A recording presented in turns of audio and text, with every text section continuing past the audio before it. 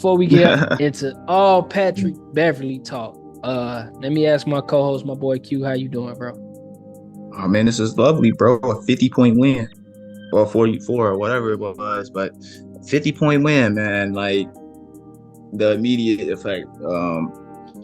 We lost last week to Brooklyn. So that I think that's the big thing. Like I still think about like we lost last week to a no KD, no Kyrie on national TV, and here we are winning by 50. And Bleacher Report sending updates and NBA and things like that. But I think I say that's the best game we played all season. As Yeah, a team, best game we played all season. Defense was terrific. We still small, but defense was terrific. Offense was moving. Good shots. You didn't see too many times we was down late in the shot clock. We was nah, having a lot of we was pushing the pace all game. It was just a sight. I know Billy Donovan was happy. He finally got to see his team play the game he'd been wanting to see. yeah, I don't think we played that good since honestly, bro. Last season, Mm-hmm. I think when we beat the Cavs ass in preseason, that was like the last time I seen that good of cohesion between the group, between the big three. Like you said, having Pat Bev, Alex Caruso out there, vocal leaders, defenders, pesky defenders at that. Pat Bev kind of resembles some of the things Lonzo Ball brings. What was most impressive to you about his debut? Like what did he do that you didn't expect? That I didn't expect. I guess I didn't expect him to be that comfortable out there. Okay. I guess I could go with that. I expect, especially considering, I know he can play D, but we still have a defensive scheme. You gotta know and learn. And, I know he's professional. No, it's not too hard or anything like that. But I didn't expect him to be that comfortable on both ends, honestly. Like, being a point guard, I thought it was probably gonna be a lot of steals, Zach handling the ball, DeMar handling the ball, but we saw him bring the ball up a lot. We saw Alex Caruso bring the ball up a lot. So that was just different to see. And then I also just liked, and then like things that I expected, I like the energy that he brought. I like how he was vocal. I like how he was pointing out mismatches every play. Exactly what we need. Knows when to speed it up, knows when to slow it down. He didn't even have to play in the fourth quarter either. And we have young guys that can take the pressure off him so he can get his break, get his energy, It's just yesterday was one of them games where when you see the Bulls play, you wonder like how good could this team be sometimes. Yeah, especially with a point guard, man. I think when you look at it, amongst the starting lineup, they only had 3 turnovers. 3 turnovers. Now, I mean, to be frank, they didn't play too many minutes. 29 minutes from Zach, 29 minutes from Vooch, 28 from DeMar, 22 from Pat, 19 from Caruso. It was a blowout victory. But when those 5 shared the court, they only committed 3 turnovers. And I think a big part of that is taking the ball out of Zach LaVine and DeMar DeRozan hands. Actually having a point guard out there. You see Zach being way more effective. 12 from 17 from the field, 32 points in 3 quarters. Yeah, DeMar DeRozan, even though he didn't have the hottest shooting night, but Debo still doing Debo things. Vooch, he didn't have, the hottest shooting night either, but I think it was kind of like an equal display of offense, not so much ISO heavy. You saw everybody, what we've been asking for. We saw everybody get the ball in their spots in a mismatch or when they're ready versus versus ISO versus late shot clock, forcing a pick and roll. Yeah. Instead, we don't gotta run the play. We don't gotta run to play this play. We see Vooch, the point guard already on Vooch in the beginning. Just give it to Zach. Throw it down though. Like on court coaching. Yep. And I think that's exactly what Patrick Beverly bring, man. Just a steady presence. Him playing with Harden, LeBron, Anthony Davis. He played with some top tier talent. Kawhi, PG. He played with a lot of talent, man. So The quote where he said, "Well, he'll run through a team, he'll run through the wall for any team, but especially being back in Chicago, shit, we don't know what he gonna do." you My know, favorite thing is I like the first quote I seen was I'm gonna be on Zach Levine ass. That's my favorite. That was my favorite part. I'm like, yeah, we might be okay. give him the ball, let him go get a bucket. Like he's a bucket. He can make passes, when he got the opportunity. But to make that his de facto game, 50% shooting guard, 50% point guard, I just don't want to see that. And I think that's just the great thing about having a point guard, bro. Like that's why you need a point guard, bro. Like you trying to force these scores to be point guards, and that's not their game. Same with DeMar DeRozan. That's not his game, bro. I love seeing just everything Chicago last night. If y'all got a chance to see who they had mic'd up, they had G Herbo, Lil Herb on the Yeah. sideline. Um, Pat in there. Everybody wearing I Love Pat Bev shirts. Stacey King. It was just a good night, man. It was good Bulls basketball after, these terrible 6 past games we had to watch. It was just something nice to see. Hopefully it's sustainable. But to kind of transition on from that, man. Talking about sustainability, how long you think this gonna go, man? Honestly, knowing Billy, he gonna ride it out for the next 5 games, probably. Hopefully everybody can stay healthy. Hopefully we get Javonte Green back so we can see, so Billy can probably see what all he can really do. Someone minutes probably is gonna drop because right now we still got Goran Dragic on too. So I don't know how long this will last. I don't know how long this current starting 5 will last. Do I think we're gonna see like, let's just say like the energy they showed last night, or let's just show like the difference we saw in defense. Do I think that's gonna be there? Probably these last 20 games. I would think so, as long as everybody's healthy. Yeah, I'm more concerned with the offense, man. Okay, now in terms on offense, I don't really know yet. I can't tell you yet. We still got we have a nice schedule now, so I think we will look good for the most part. I think we're gonna do good enough to get the 9th seed at least. Okay, play inbound still. Yeah. Okay. But I think we should be good. Honestly, I think we're gonna get the 8th seed. If I was a betting man, I'll bet on us getting the 8th seed. Yeah, I definitely know we play inbound. The only thing before the All-Star is, break, I don't know no more. Yeah. Based on what we seen last night, if we got a rejuvenated Zach Levine, we got a floor leader in Patrick Beverly. Debo looked like he was moving well, not really showing signs of the hamstring. And him and Vooch kind of, I ain't gonna say they had off nights, but they didn't have the nights we used to seeing most of the time. But they only did play 3 quarters. So, I mean, we back at it tomorrow, against a team who's battling directly with us in the Washington Wizards. So, I think after a few games, and then we got Toronto after that, who is right in front of Washington. So, these next 2 games, I think it's going to tell a lot. We only got like 20-some games left in the season, maybe like 22 games. So, maybe it's sustainable. Maybe we can come in and do some things. I really want to see what we do against size. Ask me on March 4th when we do our show how I feel. Yeah. Ask me then. By that time, I got you, because we would have played the Suns. So I'll give you a real answer. And the Lakers. No. Lakers we got towards the end of March. Yeah. So, I'll say around, so that's about a week from now. About April. Give me till April. Let me see them play at least like 10, 15 games together. I want to see what it looked like. But as of right now, I like what I seen last night. Hopefully we can sustain it. I love that Billy brought the young guys off of the bench. I know you was talking, saying like, hey, man, we fuck around, got the best bench in the league.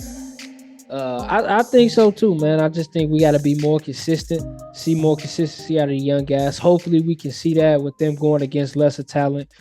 But the only thing is with the starters going against size. I want to know, is Billy gonna switch that up? Are we gonna go, some zone if we go against some big team or something like that?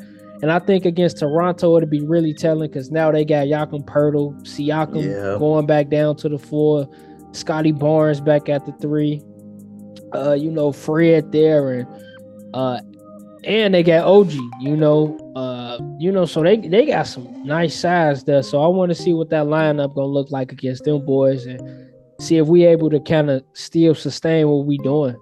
But back on Pat Bev, man, because this Black Air Force Ones vibe all show. Got the black background, black top, black hat. Got my boy Dennis over here hanging with me today, man. Just all on this Pat Bev vibe. Do you for the foreseeable future, bro? Is he our starting point guard now? Yeah. Like, if it come down to it, is you keeping AC in the starting lineup now that you can kind of, have that same effect with Pat Bev, still being that tough, hard-nosed defender, or I don't know if AC stays in the lineup. Okay. But I for sure think Pat Bev stays in the lineup. Okay.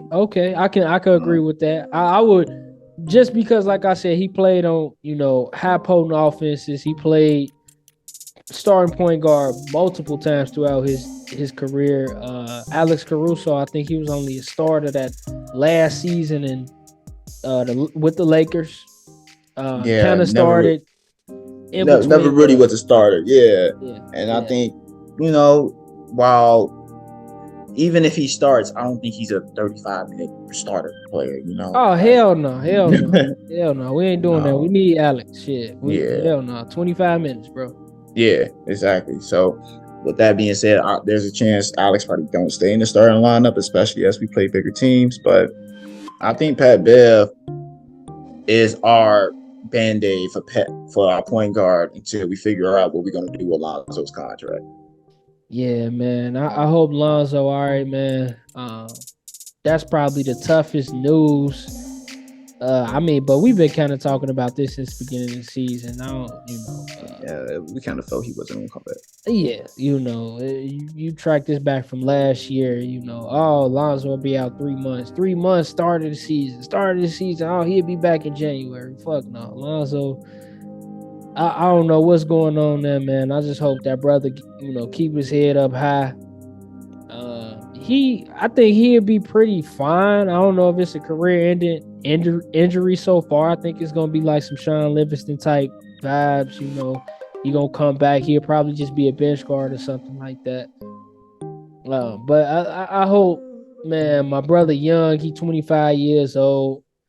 I hope the doctors are able to find something, something going on with that. But like you said, until then, we got Pat Bev. Can you see him re-signing with us this offseason? Like, think the Bulls offer him a contract? All right, this is what I was getting ready to ask you, because what would you decide? Like, even based off last year, beginning of the season, like, would you agree that 2 playoff wins will be just better than last season, regardless of seeding? No, because we got 2 playoff wins last year. We only won one last year. Oh yeah, we got Gentleman Smith. So that's why I'm like, if we win 2, do that just hell no. I think this offseason, regardless, bro, like Acme and them, they need to do what they need to do. I think they should have moved on from DeMar at the trade deadline. I love DeMar DeRozan. I think they should have moved Vooch as well too. I think they should have retooled a little bit to bring a little bit of better balance on the roster, bring some more shooting, bring some coming back. I told some two-way players. I wouldn't even guarantee that, bro. Like, to me, you can't pay Vooch and Lonzo Ball, bro. Like, at this point, man, go find you a center on the MLE, a Mitchell Robinson type. Yakum Pertl, again, he a free agent this offseason. See what Toronto might do, but I think you need more of that defensive type big, man, that rim running type big, especially with a Zach LaVine, bro. I think you got to really take a deep look at this roster construction. I would not mind bringing back Pat Bev. I like what he bringing just for one game so far. But I think if you do decide to move Alex Caruso down the line, having Pat Bev makes that easier. I think it's sustainable if you bring in a true point guard to keep him and Zach LaVine, but I don't see a point guard route without moving, on from DeMar Vooch. I think the most important position in today's NBA is a point guard. Now you got a Fred VanVleet out there. Even if you bring back Patrick Beverly, um, I would bring him back if we keep it DeMar DeRozan. Yeah. But I would really be trying to get like a real point guard, bro. Like, go get a real fucking point guard. Like, get somebody who can, play alongside Zach LaVine. Lonzo Ball was it, but still, like, we don't know what's going on with that. So, I think it's a lot of questions that's up in the air, and Acme and them haven't really been too transparent. But I think the last thing I would be trying to do is trade a Zach LaVine. Because I think you could build a team with Zach LaVine and still be a contender. I would hate to see the same shit we did with Jimmy Butler. Like, we get to this level where we fifth, sixth seed, it was the same shit with Jimmy Butler. Get above this level of mediocrity. Let's build a sustainable culture of winning.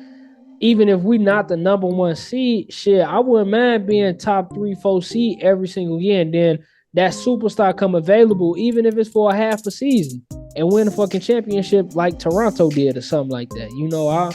All that tear down, build it up shit, I ain't with that. That's no. I'm with you, and I'm with you on if we trade DeMar.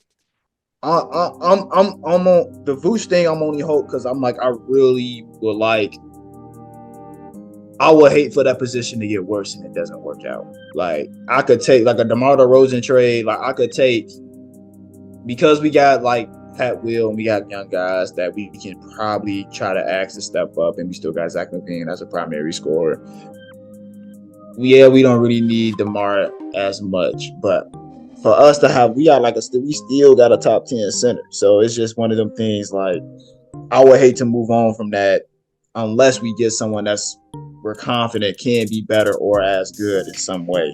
Like No, you said, I think top like 10, like statistically, yes, but I don't think we should be prioritizing center over point guard. That's my whole thing. Like, if go get me a real point guard, then worry about who your center is. Like, if we can get somebody to pair with Zach LaVine, for the next 4 years, like I said, a Fred VanVleet, D'Angelo Russell, like, give me a real point guard and then worry about who your center is. I think we prioritize in positions that are not nearly as prominent in today's NBA, and we prioritizing things that are not nearly as prominent again in today's NBA, like DeMar DeRozan, mid-range shoot. Like, why are we prioritizing that over 3-point shots? Like, bro, keeping it a buck. Alex Caruso, yes, he's a defensive stalwart, but offensively, he a dud, damn near. You know what I'm saying? So it's like, bro, go get some players who can 3-and-D.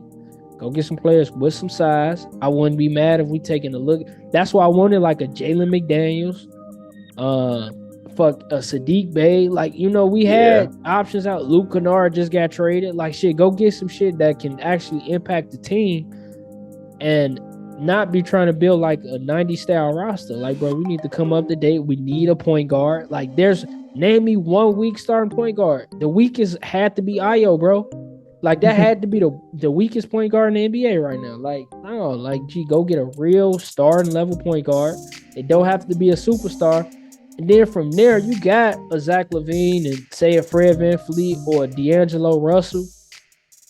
And shit, if you bring back Vooch, that's perfectly fine. You got Patrick Williams.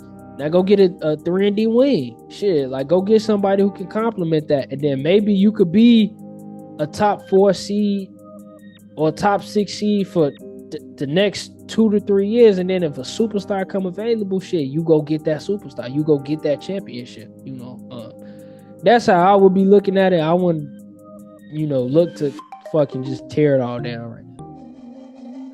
You bring a good point, bro. Like I said, I would never tear it all down. But like I said, then I still ask you. So there's no redeeming this season. There's no way for no one to keep their job.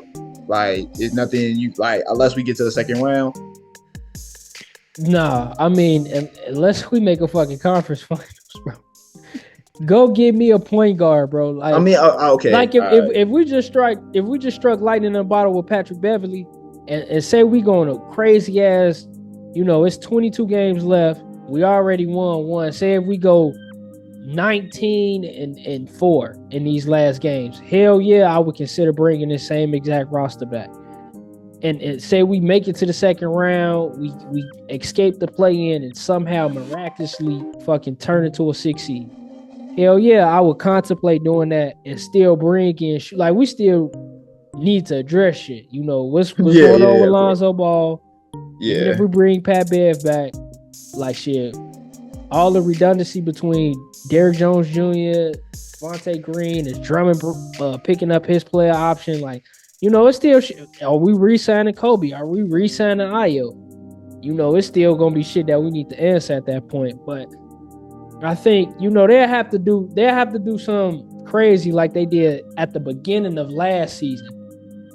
For me to sit here and say, hey, bring all this shit back, bring the band back together. Outside of that, no, like the DeMar and Vooch and Zach LaVine trio, just especially without a point guard, I ain't trying to see that shit.